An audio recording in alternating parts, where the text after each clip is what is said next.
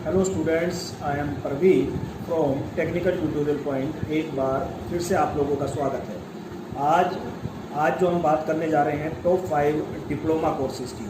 तो top 5 diploma courses आज की कंडीशंस को देखते हुए कि कोर्सेज़ कुछ ऐसे होने चाहिए कि जिनका जो चार्जेस है वो भी रिलायबल हों और मार्केट में उनकी डिमांड्स भी। तो चार्जेस को देखते हुए हमने ऐसे डिप्लोमा कोर्सेज सेलेक्ट किए हैं जिनके चार्जेस आपके रिलायबल हैं। आपको 500 रुपीज़ पर मंथ के हिसाब से चार्ज पड़ेगा आपको अपने डिप्लोमा कोर्स का। दैट मीन्स 6000 पर ईयर के हिसाब से अगर आप गवर्नमेंट कॉलेज में एडमिशन लेते हैं और इजीली एडमिशन मिल जाता है। ठीक है, अगर प्राइवेट कॉलेज में एडमिशन लेते हैं तो आपको 2000 to 3000 पर मंथ के हिसाब से आपको इस कोर्स के अंदर, इन कोर्सेज़ के अंदर ईजिली आपको एडमिशन मिल जाएगा। तो मैं टॉप 5 डिप्लोमा कोर्सेज़ की बात करता हूँ। सबसे पहला कोर्स है diploma in chemical engineering. Diploma in chemical engineering के लिए आपकी क्वालिफ़िकेशंस क्या होनी चाहिए? क्वालिफ़िकेशंस में हम जाते हैं तो हमारा 10th क्वालिफाइड होना चाहिए। 10th क्वालिफाइड के बाद इस कोर्स की ड्यूरेशन की बात करता हूँ तो इस कोर्स की ड्यूरेशन है आपकी 3 ईयर की। और आपकी परसेंटेज की बात करता हूँ तो परसेंटेज आपको 40 to 50% चाहिए। बाकी आप ओनली पासिंग मार्क्स भी होंगे तो आपका एडमिशन हो जाएगा। अगर किसी बच्चे को कोई प्रॉब्लम आती है एडमिशन से को लेके, परसेंटेज को लेके, तो वो कमेंट बॉक्स में कमेंट जरूर लिखेंगे ताकि हम उनको कॉलेज रिकमेंड कर देंगे। देखिए, जो हमारे टेक्निकल कोर्सेज रहते हैं उसमें हमें परसेंटेज के ऊपर अपना कि भाई मेरा 10th में कितना रहा या 12th में कितना रहा, उस पर हमें फोकस नहीं देखना। क्यों? क्योंकि टेक्निकल कोर्सेज हम क्यों करते हैं? क्योंकि हम अपने अंदर एक टेक्निक विकसित करते हैं जिससे हम एक अच्छा आगे जाके अपना कैरियर सेट कर सकते हैं। तो हमारा, अब मैं बात करता हूं कि इसका जो डिप्लोमा इन केमिकल इंजीनियरिंग है, इसका अब मैं जॉब का बात करता हूं कि इसके अंदर कैरियर अपॉर्चुनिटीज़ कहाँ कहाँ है हमारे पास।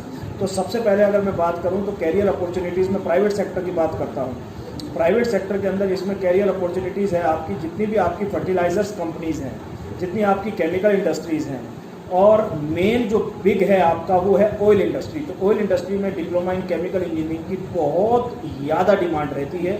अगर आप इंडिया में जो पाते हैं डिप्लोमा इन केमिकल इंजीनियरिंग तो 15 to 20K से आपकी स्टार्टिंग होगी। अगर आप गल्फ़ कंट्रीज़ में चले जाते हैं, क्योंकि वहाँ पे बहुत ज़्यादा डिमांड रहती है डिप्लोमा इन केमिकल इंजीनियरिंग की, क्योंकि वहाँ पे सारा का सारा आपका ऑयल का है काम, तो वहाँ पे आपका लाखों रुपए में पैकेज होता है आपकी सैलरी का।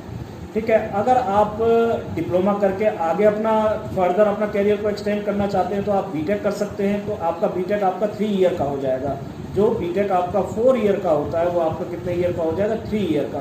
क्योंकि आप 12 आपका जो डिप्लोमा है, डिप्लोमा में आप 12th प्लस में 1 ईयर एक्स्ट्रा काउंट होते हैं, जिससे आपका जो बीटेक है वो आपका कितने ईयर का होता है? आपका 3 ईयर का। आपको लेटरल एंट्री में एडमिशन मिलेगा 2nd ईयर में। अब हम, ये हमारा 5th नंबर का कोर्स था डिप्लोमा इन केमिकल इंजीनियरिंग। अब हम चलते हैं आपका diploma in computer science engineering. Diploma in computer science engineering के लिए आपका क्वालिफिकेशंस क्या होना चाहिए? क्वालिफिकेशंस आपका 10th भी हो सकता है, आपका 12th भी हो सकता है। अगर आप 10th से diploma in computer science engineering करते हैं तो आपका कोर्स का जो ड्यूरेशन पड़ता है 10th से आपका 3 ईयर का पड़ता है, और परसेंटेज आपको वही 40 to 50। अगर किसी बच्चे का पासिंग मार्क्स है इससे भी कम है तो भी कई कॉलेजेस हैं जहां एडमिशन और कई यूनिवर्सिटीज़ में एडमिशन मिल जाता है। अगर किसी बच्चे को कोई दिक्कत आए तो कमेंट बॉक्स में कमेंट जरूर डालना, मैं उसको रिप्लाई करूँगा। उसको कोई ना कोई कॉलेज प्रेफर करूँगा जहाँ वो एडमिशन ले सकता है। कम परसेंटेज का मतलब ये नहीं है कि आप कुछ नहीं कर सकते, आप बहुत कुछ कर सकते हैं। क्योंकि जो ये हमारे डिप्लोमा कोर्सेज होते हैं ये हमारे अंदर एक टेक्निक विकसित करते हैं जिससे हम अपना कैरियर बहुत अच्छा सेट कर सकते हैं। क्योंकि हर बच्चा पढ़ाई में इंटेलिजेंट नहीं हो सकता, क्योंकि उसका शौक होता है। किसी बच्चे का शौक है कि वो कंप्यूटर के अंदर कोई उसका कोई गेम बना रहा है या कुछ बना रहा है तो वो अपना कैरियर उधर सेट कर सकता है। तो diploma in computer science engineering में अगर हम 12th से जाते हैं तो हमें सिर्फ और सिर्फ ये 2 ईयर का कोर्स पड़ता है। चार्जेस इसके वही हैं, चार्जेस वही 500 rupees per month. 500 rupees per month के हिसाब से चार्जेस हैं गवर्नमेंट कॉलेजेस के। अगर किसी बच्चे को इंटेलिजेंट हो और वो ये, अगर उसको ये हो कि सर हमारा भी ये 500 रुपीज़ में एडमिशन हो सकता है, तो हम उनको कॉलेज रिकमेंड करेंगे, वो काउंसलिंग्स में जाएंगे। अगर रहा तो आपका ज़रूर होगा वहाँ पे एडमिशन, नहीं तो 2000 to 3000 रुपीज़ के हिसाब से आपको प्राइवेट कॉलेज ईजिली मिल जाएंगे। आपको कोई टेंशन लेने की ज़रूरत नहीं है। अगर किसी बच्चे को कोई प्रॉब्लम हो तो कमेंट बॉक्स में कमेंट ज़रूर कीजिएगा, मैं उसका रिप्लाई करूँगा। अब आता है हमारा कैरियर अपॉर्चुनिटीज़। सब में कैरियर अपॉर्चुनिटीज़ में मैं जाऊँगा। कैरियर अपॉर्चुनिटीज़ क्योंकि मेन होता है कैरियर अपॉर्चुनिटीज़। अब हम diploma in computer science engineering करने के बाद कैरियर कैरियर आप देखिए प्राइवेट सेक्टर हो या गवर्नमेंट सेक्टर हो, कंप्यूटर साइंस इंजीनियरिंग की डिमांड हर जगह है। कंप्यूटर साइंस इंजीनियरिंग करके आप diploma in computer science engineering करके आप अपना कैरियर बहुत अच्छे से सेट कर सकते हैं, प्राइवेट सेक्टर में भी गवर्नमेंट सेक्टर्स में भी। और आपको इसी प्राइवेट सेक्टर में 15 to 20 के salary 15 to 20,000 rupees per month के हिसाब से सैलरी मिल जाएगी। और जबकि आपने खर्च ही कितना किया, 12,000 आपने 2 ईयर के अंदर अपनी पढ़ाई के लिए खर्च किया गवर्नमेंट सेक्टर के अंदर। अगर प्राइवेट सेक्टर की बात करूं तो आपका 50,000 2 ईयर का खर्च करेंगे, 25,000 या 30,000 पर ईयर का आपका खर्चा है। मतलब 50,000 खर्च करके आपको 15 to 20 के आपको पर मंथ मिल रहा है। आपने जितना लगाया आप 2-3 महीने में अपना वसूल कर लेंगे इन कोर्सेज से। और देखिए इनसे आप अपना कैरियर भी एक्सटेंड कर सकते हैं, आगे ग्रेजुएशन भी कर सकते हैं। 3 ईयर का आपका ग्रेजुएशन हो जाएगा। आप देखिए 1 ईयर आपका बीटेक का कम हो जाएगा। अगर आप बीटेक का एडमिशन का बात करते हैं तो 1 लाख रुपए पर ईयर, तो वो 1 लाख रुपए आपका 1 साल का कम हो जाएगा। किसी भी कॉलेज में जा सकते हैं आप, IIT तक में भी एडमिशन ले सकते हैं, तो आपका 1 साल कम हो जाएगा। वहाँ पे 1 लाख रुपए आपका क्या हो गया, कम हो गया। तो ये तो बहुत आपके लिए बहुत बड़ी एक कैरियर अप्रोच। अच्छा, एक और चीज़ मैं आपको बताना चाहूँगा जो बहुत ही ज़्यादा ज़रूरी है। देखिए अगर आप डिप्लोमा करते हैं तो आप 19 to 20 की एज में डिप्लोमा कर लेते हैं और आपको 7-8 साल मिल जाते हैं आपको गवर्नमेंट की तैयारी करने का, प्रिपरेशन करने का अपने बीटेक के साथ साथ। और आप अच्छी तरीके से तैयारी करके कोई अपनी गवर्नमेंट सर्विस भी आप इजीली इनमें से पा सकते हैं, क्योंकि आपके पास आपकी एज के हिसाब से टाइम बहुत ज़्यादा रह जाता है जिसमें आप अपनी प्रिपरेशन कर सकते हैं।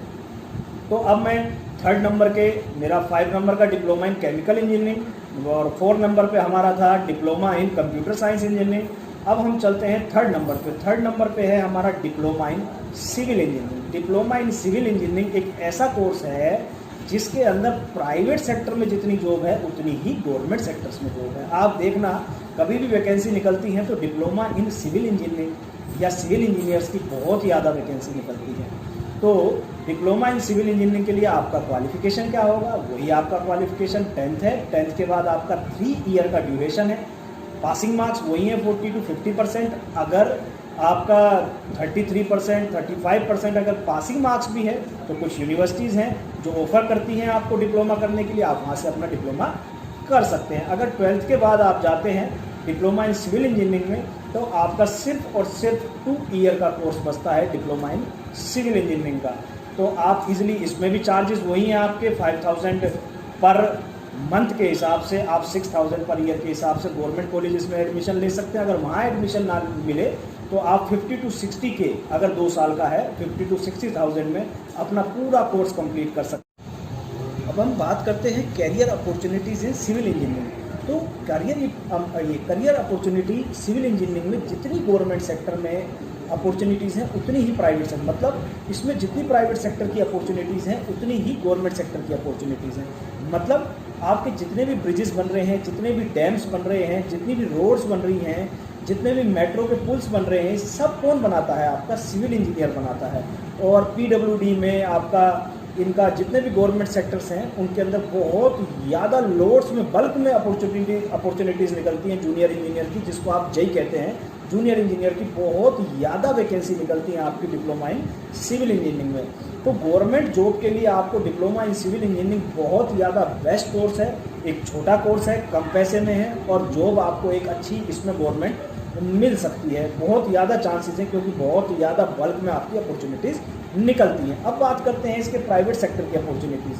तो प्राइवेट सेक्टर में भी इसमें अपॉर्चुनिटीज़ कम नहीं है। जैसे आप बात करिए जितने भी आपकी बड़ी बड़ी कंपनीज़ हैं जो आपके बड़े बड़े वो फ्लैट्स बना रही हैं, L&T हैं और L&T और जो बड़ी बड़ी कंपनीज़ हैं जो डिप्लोमा इन सिविल इंजीनियरिंग को रिक्रूट करती हैं। तो अब हम चलते हैं अपना 2nd नंबर का course diploma in electrical engineering. Diploma in electrical engineering 2nd number का कोर्स है। वाई, इसके पीछे रीज़न क्या है, क्योंकि आने वाला टाइम हमारा किसका है, इलेक्ट्रिकल का। अगर आप आज देख रहे हैं तो इलेक्ट्रिकल बाइक आ रही हैं, इलेक्ट्रिकल गाड़ी आ रही है, सब कुछ इलेक्ट्रिकल आ रहा है। मतलब ऑटोमोबाइल सेक्टर किसकी तरफ आपका जा रहा है, इलेक्ट्रिकल की तरफ जा रहा है। तो इसलिए ये 2nd नंबर का कोर्स है डिप्लोमा इन इलेक्ट्रिकल इंजीनियरिंग। अगर इसके लिए क्वालिफिकेशन की बात करें तो क्वालिफिकेशन इसके लिए आपका 10th है। 10th के बाद आपका ये जो कोर्स ड्यूरेशन है वो 3 ईयर का पड़ेगा। Passing marks 40 to 50%। अगर आपका पासिंग मार्क्स टोटल ओनली खाली पास है, कम है इससे, तो भी आपका एडमिशन हो जाएगा। बट सम आपकी जो यूनिवर्सिटीज़ हैं वो आपको एडमिशन देती हैं इसके अंदर। अगर मैं बात करूं, अगर आपने 12th के बाद इसमें एडमिशन लिया तो आपका जो कोर्स है, कोर्स का ड्यूरेशन है वो आपका पड़ेगा सिर्फ और सिर्फ 2 ईयर का। और आपका जो पासिंग मार्क्स है, पासिंग मार्क्स इसके अंदर भी आपके लगभग 40 to 50% आपको पासिंग मार्क्स चाहिए होंगे। ठीक है, इसके लिए हमें PCM की भी ज़रूरत है, हमें साइंस से 12th किया होना चाहिए। मैंने जो अदर कोर्सेज़ की बात करी है उनके लिए भी हमें साइंस ब्रांच से 12th करा हुआ होना चाहिए। उसमें हमें PCM चाहिए, फिजिक्स केमिस्ट्री मैथ, जब भी हमारा सेकेंड ईयर में एडमिशन होता है। ठीक है, अगर हम इसमें बात करें करियर अपॉर्चुनिटीज़ की इलेक्ट्रिकल इंजीनियरिंग में, तो मैंने अभी बताया एक ऑटोमोबाइल सेक्टर हमारा बहुत बड़ा सेक्टर है जिसमें लॉट्स ऑफ अपॉर्चुनिटीज़ रहती हैं, वो आज इलेक्ट्रिकल की तरफ मूव हो चुका है। इलेक्ट्रिकल की तरफ मूव हो चुका है। जो हमारी गाड़ी आ रही है, जो नई गाड़ी आ रही है, आप भी घर पे सुनते होंगे इलेक्ट्रिकल कार आ रही है, इलेक्ट्रिकल स्कूटी आ रही है, पड़ोस में इलेक्ट्रिकल वो बंदा इलेक्ट्रिकल स्कूटी लेके आया है। आने वाला टाइम किसका है? आपका इलेक्ट्रिकल का है। तो इलेक्ट्रिकल की आने वाले टाइम में बहुत ज़्यादा डिमांड बढ़ने वाली। तो अगर हम चलें आपका फर्स्ट नंबर का कोर्स, तो फर्स्ट नंबर पे हमारा कोर्स है diploma in mechanical engineering. Diploma in mechanical engineering first number का कोर्स है। इसके लिए क्वालिफिकेशन की अगर मैं बात करता हूँ तो इसके लिए क्वालिफिकेशंस आपकी 10th, 12th, ITI तीनों हैं। अगर आप 10th बेस पे करते हैं तो कोर्स ड्यूरेशन आपका 3 ईयर का पड़ता है। पासिंग मार्क्स आपको वही चाहिए 40 to 50%। अगर आप 12th पास हैं तो 12th पे आपको साइंस चाहिए, PCM चाहिए, आपका परसेंटेज वही 40 to 50। कोर्स ड्यूरेशन आपकी कम हो जाएगी 2 ईयर की। अगर आप ITI होल्डर हैं तो भी कोर्स ड्यूरेशन आपकी कितनी हो जाएगी? 2 ईयर की हो जाएगी। ठीक है, अगर हम इसमें करियर अपॉर्चुनिटीज़ की बात करें तो career opportunities lots of opportunities हैं आपकी मैकेनिकल इंजीनियरिंग में। सारा ऑटोमोबाइल सेक्टर इलेक्ट्रिकल आ रहा है, बट मैकेनिकल की उसके साथ साथ ज़रूरत आपको रहती है। इलेक्ट्रिकल प्लस मैकेनिकल, जो आपका व्हीकल बनेगा वो इलेक्ट्रो मैकेनिकल बनेगा, तो मैकेनिकल इंजीनियर की आपको वहाँ पे ज़रूरत है। आप देखते होंगे नए नए बाइक के डिज़ाइन, नए नए ट्रक के डिज़ाइन, नई नई चीज़ों के नए नए डिज़ाइन आ रहे हैं। वो बनाता कौन है? वो मैकेनिकल इंजीनियर। आपका ऑटोकैड, कोई कैटिया वगैरह कोर्सेज पे अपना डिज़ाइन बनाता है नई नई बाइक्स के। कुछ बच्चे होते हैं जिनको नई नई बाइक्स वगैरह सारी चीज़ डिज़ाइन करने का बहुत ही शौक़ होता है, तो वो डिप्लोमा इन मैकेनिकल इंजीनियरिंग में एडमिशन ले सकते हैं। तो प्राइवेट सेक्टर्स में lots of opportunity diploma in mechanical engineering, क्योंकि जितना भी आपका मैन्युफैक्चरिंग सेक्टर है, नॉट ओनली ऑटोमोबाइल सेक्टर, और भी जितना भी आपका जितनी भी अर्थ रिमूवल मशीन्स है, जितनी क्रेन्स है, सब जगह आपका डिप्लोमा इन मैकेनिकल इंजीनियर का बहुत ज़्यादा डिमांड है। अब ये रही प्राइवेट सेक्टर की थी बात अभी तक। अब मैं चलता हूँ गवर्नमेंट सेक्टर पे। गवर्नमेंट सेक्टर पे लॉट्स ऑफ अपॉर्चुनिटी आपका इंतज़ार करती हैं डिप्लोमा इन मैकेनिकल इंजीनियरिंग में। जैसे कि आप डिप्लोमा इन मैकेनिकल इंजीनियरिंग कराए तो आप जूनियर इंजीनियर PWD में भी अपना स्थान हासिल कर सकते हैं।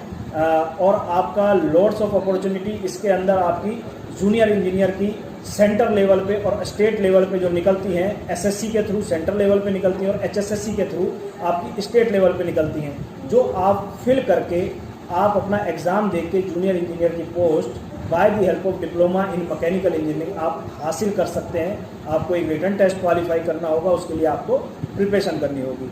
अगर आप फ्यूचर आगे एक्सटेंड करना चाहते हैं तो आप आगे जाके इसमें BTech कर सकते हैं। वो कोर्स ड्यूरेशन आपका 3 ईयर का पड़ेगा, 1 ईयर वहाँ पे आपका कम हो जाएगा।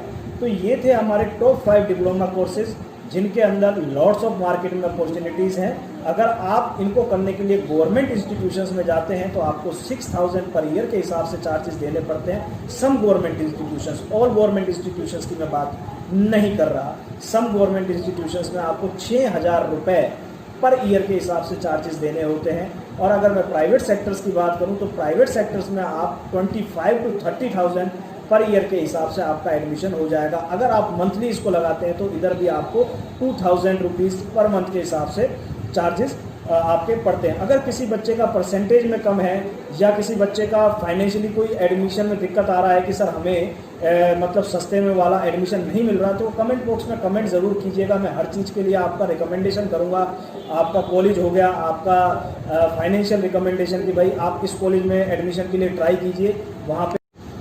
तो अगर आपको किसी भी प्रकार का कि भाई आपका फाइनेंशियल्स में कि भाई सर हमें वहाँ पे इतना महंगा एडमिशन मिल रहा है और हमें कोई जो सस्ती फीस वाला कॉलेज है वो रिकमेंड कीजिए, तो मैं आपको कॉलेज रिकमेंड करूँगा। आप उधर जाके बात करना और आपका जो चार्जेस है उधर का कि भाई सर ये चार्जेस में यहाँ दिक्कत आ रहा है, तो मैं आपका रिकमेंडेशन ज़रूर करूँगा। आप कमेंट बॉक्स में कमेंट ज़रूर करिएगा। अगर आपको नेक्स्ट कोई भी आपको कोई प्रॉब्लम आए तो आप कमेंट बॉक्स में जब कमेंट करेंगे मैं उस कमेंट का रिप्लाई करूँगा। Thank you very much.